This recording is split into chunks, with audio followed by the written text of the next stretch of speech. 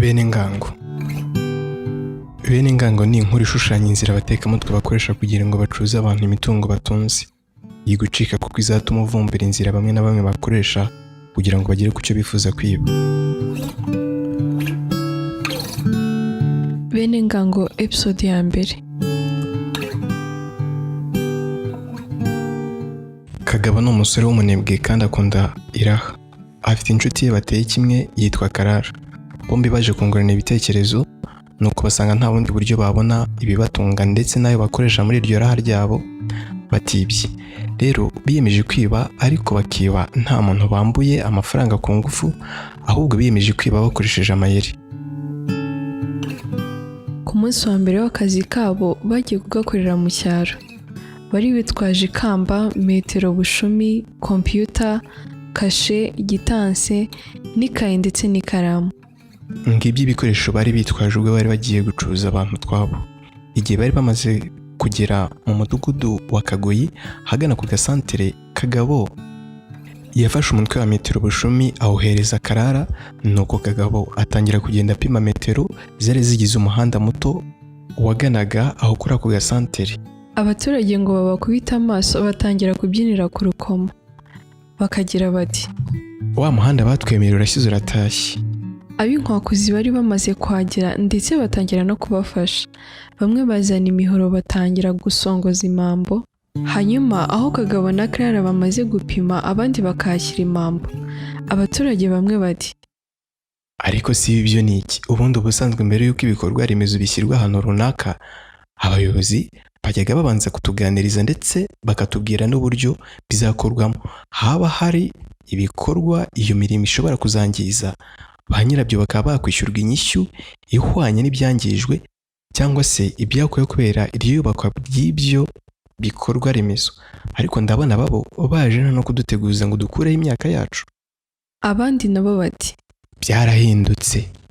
Ahari babonye ko ibikorwa biruta amagambo, none biyemeje kujya babikora badutunguye, ahubwo tugize Imana batwera akazi.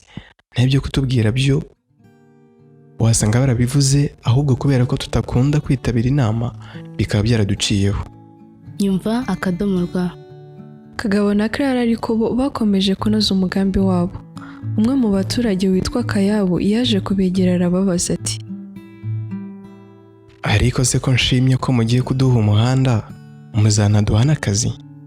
Karara Yesu asubiza Kayabo ati, bitewe n'uko abaturage bakunda kugura ba rwiyemezamirimo, abakozi tuzakoresha tuzabakora kure y'aka gace kugira ngo bajye bakora batikoresheje. Ikindi abo bakozi bazi imikorere igezweho. Bo bazi ko aka kazi kugira ngo gakore usabwa kuba ufite ijiri, kasike, inkweto, mbese ku buryo buri mukozi aba yarinzwe impanuka ku buryo bushoboka bwose. Naho abaturage bino, umuntu abasaba gutanga amafaranga wenda abakoresha babo baguramo ibyo bikoresho bakahita ruswa. Ariko mujye mushyira mu gaciro. Mwumva umukoresha wanyu yababonera umushahara, akababonera ibyo kurya bya saa tanu uko mukoze, akagerekaho no kubagurira ibikoresho bizabarinda impanuka, byongeye nta n'ifaranga na rimwe muzakatwa. Abaturage basaba gutanga 2,000 byo kugura ibikoresho bizifashishwa mu kubagurira iyo myambaro ibarinda impanuka, bakabyanga. Rero twahisemo kujya dukoresha abanyamujyi kuko nibo bazi agaciro k'akazi. Kayabo ngo yumve ko basabwa 2,000 kugira ngo bazabone akazi.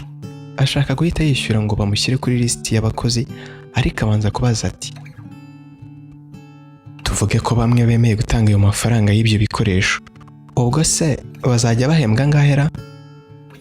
Karara ahita asubiza Kayabo ati, ahantu henshi twagiye dukorera abantu batangazwa cyane n'igiciro tubagenera.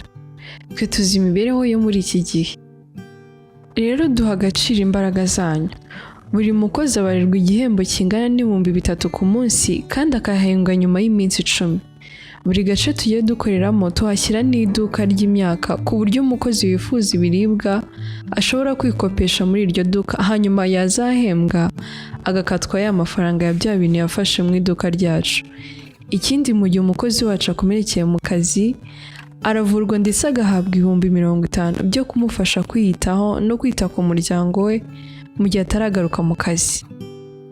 nuko Kayabo ngo yumve inyungu yazakuramo mu gihe y'abakoranye nabo ahita avuga ati nimunyandike ku mwanya wa mbere, aya mafaranga ni kuzanywera urwagwa, nimuyakire hanyuma munyandike. nyumva akadomo rwa. nuko Kagabo nawe bafunguye kompiyuta ye yandika Kayabo mu mwanya wa mbere ndetse ahitamo na gitansi yemeza ko yatanze ayo mafaranga. Abaturage ngo babibone batyo bayazana nta shiti ndetse banabyigana. Kagabo amaze kubona amaze kwandika abantu 50 ndetse n'abandi bakiza ahita yegera inama yo gusubikiraho, ariko basiga babwiye abaturage ko bazagaruka ku munsi wari gukurikira uwo. nuko we na Clara bafata inzira bisubirira mu mujyi, naho abaturage basigarana twa dupapuro twanditseho umubare w'amafaranga bibwe. Abaturage bo mu mudugudu wa Kagoyi na n'ubu baracyategereje ko Kagabo na Clara bazagaruka kugira ngo babone kuyoragura ayo mafaranga.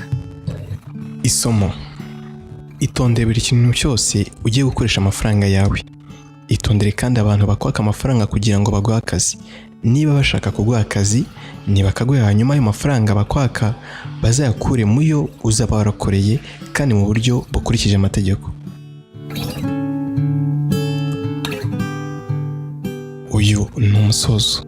Turakubutsa ko iyi nkuru iramutse igucitse wakongera kuyumva kuri YouTube channel yacu yitwa Nyumva, hanyuma warangiza ugakora subscribe ndetse ugakanda no kunzogera kugira ngo inkuru dukoze zijye zihita zikugeraho ako kanya.